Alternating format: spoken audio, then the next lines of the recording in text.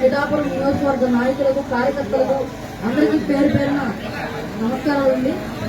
ఈరోజు ఈ పిఠాపురం గురించి మన దేశం కాదు ప్రపంచం మొత్తం రేపు ఇక్కడ కళ్యాణ్ గారు ఎమ్మెల్యేగా పోటీ చేసి ఆయన నాయకత్వం మీరందరూ బలపరిచిన తర్వాత ఒక గొప్ప మెజార్టీతో ఆయన మనం అసెంబ్లీకి పంపిస్తే ఎలా ఉంటుందంటే, ఏ ఛానల్స్ అయితే ఎవరైతే కనీసం మన పేరు మన కార్యక్రమాన్ని కూడా చూపించడానికి భయపడతారో అటువంటి వాళ్ళు పవన్ కళ్యాణ్ గారు ఎటువంటి మాటలు మాట్లాడతారు.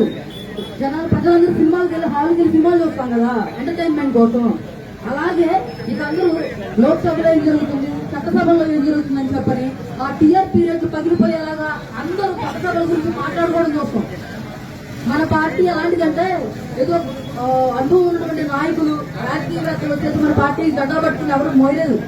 10 సంవత్సరాలుగా కూలికి వెళ్లే వాళ్ళు, నూనెకు మీసాలు కూడా యువత ఈ 10 సంవత్సరాలుగా జనసేన పార్టీ మన జెండా పట్టుకుని మోసారు. పార్టీని 10 ఏళ్లుగా ఈ రోజు నిలబెట్టి ఈ స్థానంలో మీరందరూ తీసుకొచ్చారు. మనం ఇక్కడ 2 స్థానాలు కూడా జనసేన పార్టీ అనేది ఎమ్మెల్యేగా, ఎంపీగా 2 మనమే పోటీ చేస్తున్నాం. మొట్టమొదటి ఓటు ఎంపీ టికెట్ ఉదయ్ శ్రీనివాస్ గారి మీద బ్యాలెట్ నెంబర్ 9 మీద మనం వేయాలి. రెండో ఓటు బ్యాలెట్ నెంబర్ 4 పవన్ కళ్యాణ్ గారిని ఎమ్మెల్యే అభ్యర్థిగా పోటీ చేయబోతున్నారు, ఆయన మీద వేయాలి. మొదటి 9, 2, 4 ఈ రెండింటి మీద బలంగా మీరందరూ వాళ్ళ నాయకత్వాన్ని బలపరిచి చట్టసభలకు పంపిస్తే పిఠాపురం యొక్క చరిత్ర ఎలా ఉంటుందంటే, రేపు భవిష్యత్తులో భావితరాలన్నీ కూడా మీ నియోజకవర్గం గురించి తరతరాలు చెప్పుకునేలాగా మీ ఘనత అనేది చరిత్రలో మిగిలిపోతుందండి.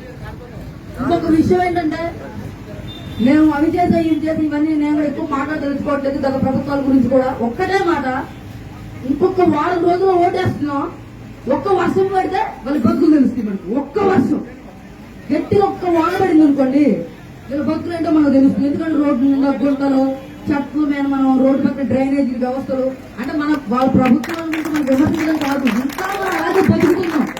ఇంకా అదే మురుగులో, ఇంకా అదే చెత్తలో, ఇంకా అదే బతుకులో రోడ్డు మీద మనం బతుకుతున్నాం. మన బతుకు ఒక నేషనల్ హైవే లాగా, ఒక పరిశుభ్రమైన వాతావరణం లాగా పవన్ కళ్యాణ్ లాంటి గారి వ్యక్తులు వస్తే మనం అనుకుని చంద్రబాబు నాయుడు గారు కానీ పవన్ కళ్యాణ్ గారు కానీ వీళ్ళిద్దరిని ఒక ఉన్నతమైన స్థానంలో మనం చూడాలనుకుంటే కూటమిని బలపరచండి.